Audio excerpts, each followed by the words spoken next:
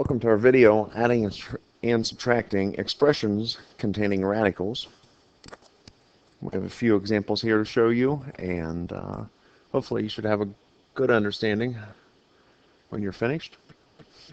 In example number 1, if you have the square root of 27 and you're adding the square root of 12 to it, well, when you go to add expressions that have radicals, we can say 5 times the square root of 3 plus 6 times the square root of 3 is going to be, well, 5 and 6 can be added together, and then you have the square root of 3, which makes 11 square root of 3. And then the whole goal with this is 5 and 6 have like radicals, and that's the reason why you can add 5 plus 6, because they have like radicals. Well, if we look at our example here, and just a quick heads up, if this was a cube root of 3, this one would also have to be a cube root of 3 to make like radicals. So the index there, the 3 in this case, or before with the square root, the 2, the index has to be the same also to have like radicals.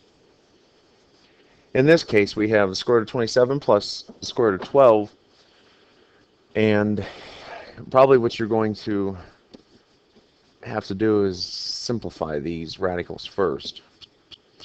27 breaks down into 9 times 3, and the square root of 9 is 3, so we have 3 times the square root of 3. And then 12 breaks down into 4 times 3, and the square root of 4 is 2.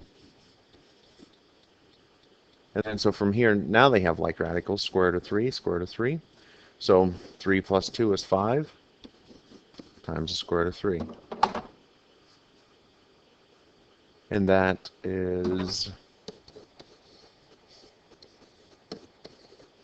square root of 27 plus the square root of 12 is 5 times the square root of 3. Let's see if you can go ahead and do the same thing here. Remember, these are cube roots. See if you can work this one out on your own and check your solution with mine. Cube roots, I know that 8 is a perfect cube. So 8 times 5 will give us 40.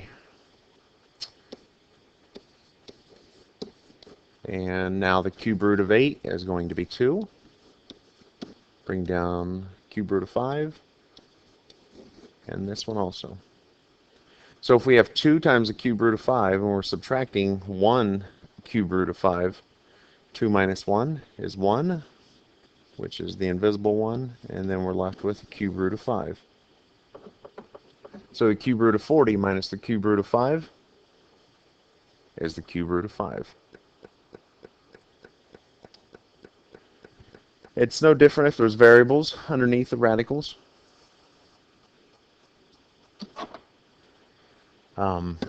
We should always try to simplify. This first one cannot be simplified, although I think this one here can. Remember, y to the second power, if you have the 10th root of y to the second power, the 10th root of y to the second power would be something like this, which then is 1/5.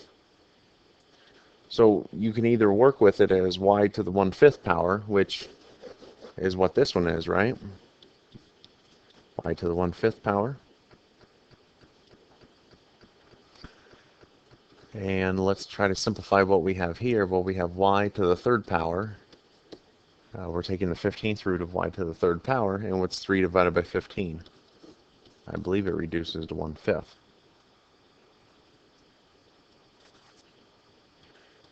And so we can either have it looking the way it looks now, or you can recognize that it could be like this.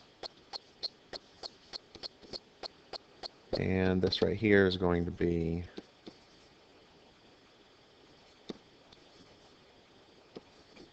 like that. So either way is fine. You should still come up with the final expression here. So if we have 1/5 root of y plus 1/5 root of y, that's going to be 2 times the 5th root of y. And then we are subtracting 3 times the 5th root of y from that. And I believe we should get 2 minus 3 should be a negative 5th root of y.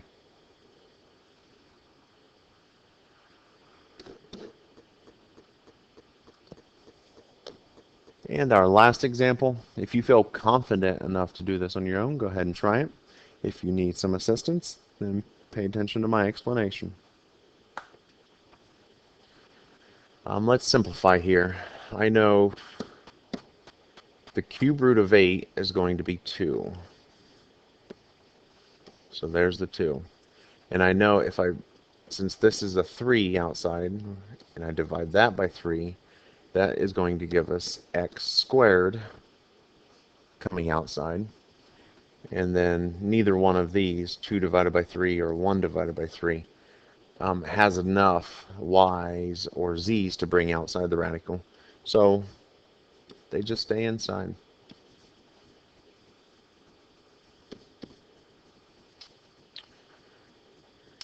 And what do we have here? Well, we already have an x out. So how about the cube root of 27? Cube root of 27, I believe, is 3. And now if we divide all of these exponents by 3, which one has a whole, which one has groups of 3's that we can pull out? This one right here. So if we go ahead and pull it out,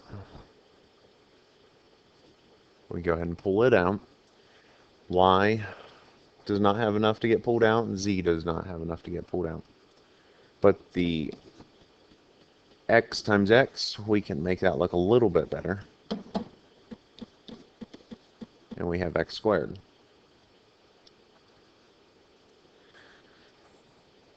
Alrighty, so now we're adding. Do they have the radicals that are alike? And yeah, they do.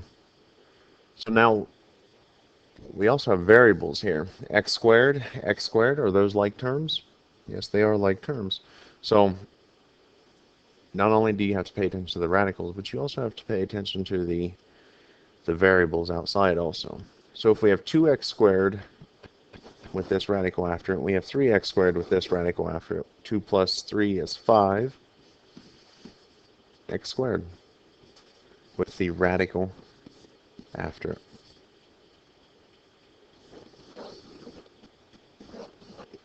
And that is the simplified form of what you were asked to do.